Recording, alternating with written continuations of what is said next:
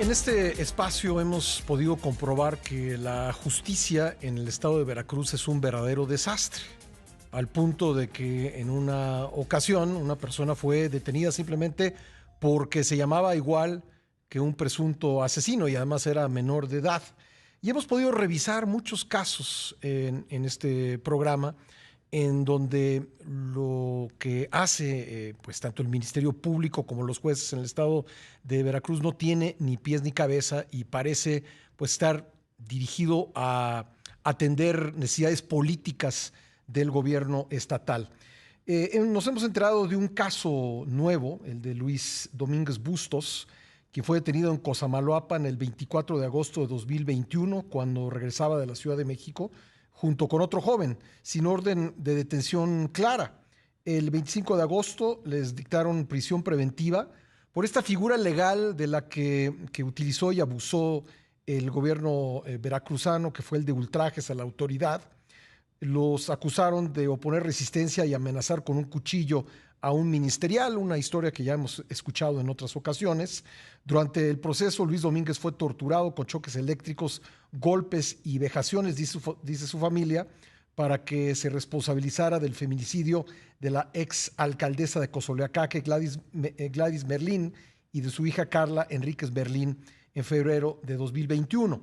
Pues resulta que el 19 de julio Luis Domínguez fue liberado luego de que el pasado 28 de febrero la Suprema Corte de Justicia derogara esta figura legal de ultrajes a la autoridad. Sin embargo, de inmediato la Fiscalía Estatal giró una orden de detención por doble feminicidio y lo volvieron a apresar.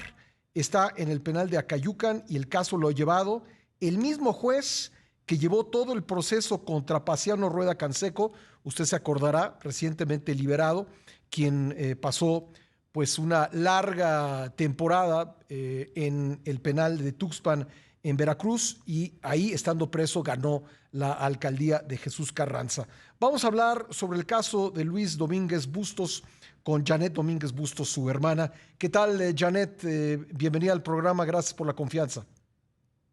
Hola, buenos días, Oscar. Muchas gracias a ustedes por darnos la oportunidad de dar a conocer esta otra arbitrariedad enorme que estamos viviendo en Veracruz.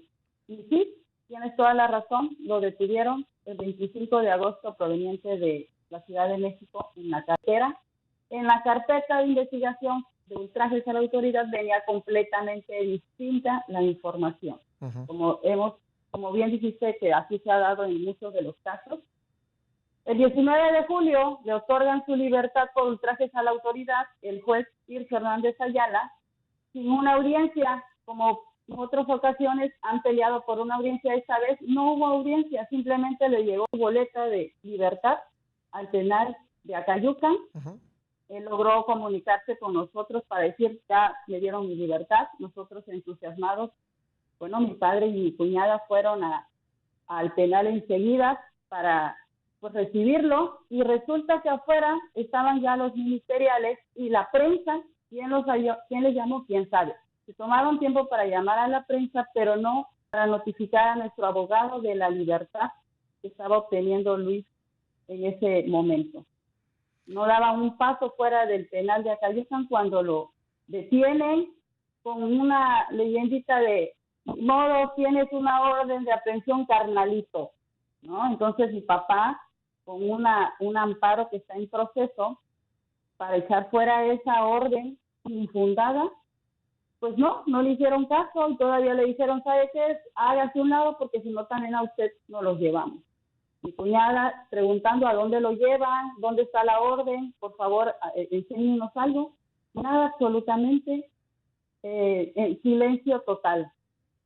Se lo llevaron en unas camionetas, eran como 8 ministeriales, con armas largas y cortas, y nos enteramos, y nosotros buscamos por todos lados a dónde se lo llevaron, porque no sabíamos. Y como bien dijiste, el 25 de agosto que lo apresaron, los ministeriales, fue objeto de tortura, de toda clase de tortura. Y ya también pusimos una queja en la Comisión Estatal de Derechos Humanos, donde hay ya un documento y una carpeta ahí sobre eso. Ya después tantas vueltas que estuvieron dando mis familiares, resulta que sí, lo tenían en Cozoleacaque, ahí, ¿por qué? No sabemos. Lo tenían en Cozoleacaque, una vez que nosotros nos fuimos para allá, nos dijeron que lo iban a llevar a Coatzacoalcos. Ahorita está recluido en el penal de por opción de Coatzacoalcos, lo aprendieron por feminicidio, como bien dices, de personas de ejercicio político.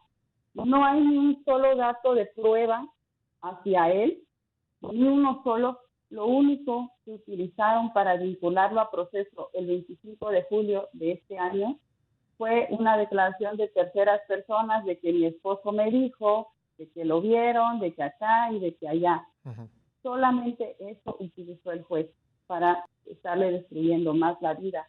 Él lleva preso 348 días, privado de su libertad injustamente. Janet, en algún momento luego de su detención y durante casi un año de encarcelamiento, ¿se mencionó el caso de la exalcaldesa de Cozoleacaque? Sí, a la hora que lo estaban torturando querían que él se culpara por ese caso. Por eso fue que nosotros nos dimos cuenta de que algo había atrás de este caso. Uh-huh. Y el abogado se puso a meter un amparo indirecto para ver si había alguna orden de aprehensión en su contra. Resultó que el juez de Minatitlán, de Proceso y Procedimiento Penal y Oral del 21 Distrito Judicial con sede en Minatitlán, Jorge Luis Mapel Martínez, pues manda su informe al juez de distrito y le dice no hay ninguna orden de aprehensión contra Luis Domínguez Bustos. Y la Fiscalía General del Estado manda su informe y dice sí hay una orden de aprehensión por los feminicidios de Gladys Merlín y Carla Enríquez Merlín. Uh-huh. Entonces el juez de distrito vuelve a decir al juez de control que aclare o corrija esto, ¿no? Pues ya después de un mes dice, no, que sí hay una orden. Me equivoqué. Entonces, imagínense, ¿de qué se trata esto? ¿Sí hay o no hay? ¿Le extendió él o no le extendió? No es posible que primero diga que no y luego que sí, cuando él fue el juez que extendió esta orden de aprehensión. Ahora, este homicidio que atribuyen a tu hermano, ¿dónde ocurrió? En Cozoleacaque, Veracruz, el 15 de febrero del 2021. Sí, y me imagino que le habrán preguntado a tu hermano dónde estaba ese día, ¿no? Supongo que es una pregunta básica para atribuir alguna responsabilidad a una persona. Sí, claro. Mire, él trabajaba hasta el 25 de agosto que lo aprendieron, trabajaba como chofer escolta del hijo y del hermano de estas señoras hoy sin nada. Sí. Entonces, él venía, de hecho, cuando lo aprendieron por un traje proveniente de la Ciudad de México, por encargo de este señor, que era su jefe. Entonces, el 14 de febrero estuvo con este señor todo el tiempo. En la madrugada ya del 15, pasada la medianoche, le dijeron, ya se puede retirar, se fue a su casa. Uh-huh. Él estaba en su casa. A la hora del homicidio él estaba en su casa. En su casa, sí, con su familia. Porque fue en la madrugada esto del 15 de febrero. Los homicidios fueron en la madrugada. Entonces nosotros, pues una vez que detuvieron a Luis por ultraje de autoridad, tratamos de comunicarnos con su jefe para decirle, oiga, mire lo que está pasando, vaya por favor y diga que pues viene en carretera porque usted lo envió a dejar a la niñera de sus hijos a Coatzacoalcos porque estaba enfermo. Uh-huh. Nunca obtuvimos respuesta de este señor.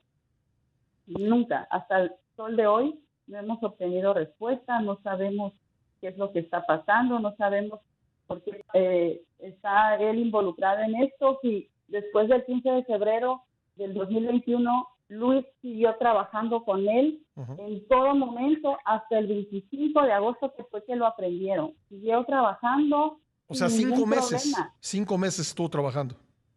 Exactamente. Sí. 5 meses estuvo trabajando. Ahora, revisando la prensa, yo encuentro que en Tabasco, el mismo día que detuvieron a Luis, en Tabasco detuvieron a 2 personas por estos homicidios. Esas detenciones ¿Cómo se relacionan con el caso? Bueno, estas personas trabajaban directamente con las señoras Merlí. Ajá. Ellas dos trabajaban con esta señora. Igual otra persona que está en el directorio de Coatzacoalcos también trabajaba con ellos. Pues Luis no tenía una relación laboral con estas señoras, incluso cuando iban con su hijo, que era el chofer, ellos se quedaban afuera. La escolta y el chofer se quedaban afuera, no podían entrar pues a la residencia de estas señoras porque no sé, pues eran familia y ellos decían, ustedes se quedan afuera, solo nosotros entramos, cuando los necesitemos les hablamos. Ya. Eso era todo. Esa es la relación que tenían estas dos personas que aprendieron un tabaco. Ellas sí trabajaban para la señora. Sí. Ahora, el hermano de las dos mujeres asesinadas ha rendido declaración en el caso de tu hermano. Sí, dio su declaración en febrero. Dio su declaración en febrero y en ningún momento en la carpeta de investigación señala o dice que, no sé, que sospecha o algo hacia Luis Domínguez. Nada, no hay absolutamente ahí nada que lo señale, ni él, ni ninguna de las personas detenidas ya confesas por este caso. ¿Ustedes ya conocen la carpeta en la que se acusa a tu hermano de estos dos homicidios? Sí, ya tenemos la carpeta, nos las entregaron el 25 de julio cuando fue la audiencia de vinculación. Sí, ¿y cuáles son, digamos, las evidencias que aporta el Ministerio Público para inculparlo? Pues lo único, le vuelvo a comentar, es la declaración de la esposa de uno de los señores que ya como autor material ya confesó. Ajá. Lo único que dice ella es, no, pues vino Luis a buscar a mi esposo en Catemaco, porque viven en Catemaco. Sí. Vino, salieron, estuvieron 2 horas platicando, se fueron en una camioneta, luego regresan y dice, mi esposo se lo vino a buscar para un trabajito. Luis ni siquiera conoce a esa señora. Es lo que te iba a preguntar. ¿Él conoce a estas personas? No, no los conoce ni a él, ni a ella, ni a su esposo. Y viceversa, o sea, está totalmente todo maquinado, no se conoce. Y el abogado nuestro, la audiencia de presentación que fue el 20 de julio, en el que no estuvo presente porque venía de la Ciudad de México, y el juez dijo, se lleva a cabo la audiencia con o sin tu abogado, a pesar de que mi hermano pues hizo acto de su derecho de decir, esperen que llegue mi abogado para que se haga la audiencia. Pues no, porque el juez tenía mucha prisa, no podía esperar, la llevó a cabo con un abogado de oficio que pues obviamente no hizo absolutamente nada. Llega el abogado a Minatitlán, al juzgado, sube y le dicen, no puedes entrar. Oiga, pero yo soy el defensor. Bueno, ahorita que sea el receso entra. Nunca hubo receso. Ya, al final se pronunció él como el abogado defensor y en ese momento pidió que para la audiencia de la duplicación 3 testigos. La señora Teresa, que es la que lo está señalando, creo que es la esposa de uno de los que están detenidos, también como testigo al esposo, al que está detenido. Sí. Y a otra persona, a otro muchacho que fue con el que detuvieron a mi hermano el 25 de agosto por ultrajes a la autoridad. Sí. Él, por cierto, ya fue liberado. De los 3 se presentaron, perdón. El compañero, la persona que fue detenida con tu hermano, ¿ya fue liberada? Sí, fue liberado por una audiencia de sobreseimiento en abril. De acuerdo. Sí. Pues, Janet, este es nuestro primer acercamiento al caso. Vamos a seguirlo con mucha atención y me gustaría preguntarte en el minuto que todavía tenemos, pues que me digas por qué crees que quieren achacarle a tu hermano estos 2 homicidios. Bueno, pues supongo que para cerrar carpeta y decir ya se acabó, estos son los sospechosos. No tengo la menor idea, o sea, nunca tuvo ningún problema. Incluso tenemos cartas de recomendación por el señor Emilio, que es el hijo de la señora y el hermano de las Sofisas, y no sabemos qué es, por qué están ensañándose tanto en destruir la vida de mi hermano. Él ni siquiera tenía antecedentes penales, tiene 37 años, padre de familia, proveedor, de 2 hijas menores de edad que también le están destruyendo la vida porque salió en todos los noticieros, en las redes sociales, y ya las niñas no pudieron regresar a la escuela porque ya habían cuchicheos, porque ya la señalaban, porque ya decían que su papá. No entiendo la forma tan horrible de ensañarse con alguien para dar carpetazo y decir se acabó, ya nos vamos. No tiene él absolutamente nada que ver en esos homicidios. Bueno, vamos a seguir con atención este caso, Janet, si nos permites, sí, claro que sí, y estaremos en comunicación. Muchísimas gracias por la oportunidad y gracias porque voltean a vernos, que estamos desolados con esta justicia tan horrible en Veracruz. Muchísimas gracias. Gracias, Janet Domínguez Bustos es la hermana de Luis Domínguez Bustos, quien está enfrentando este proceso que nos ha descrito ampliamente su hermana en la entrevista.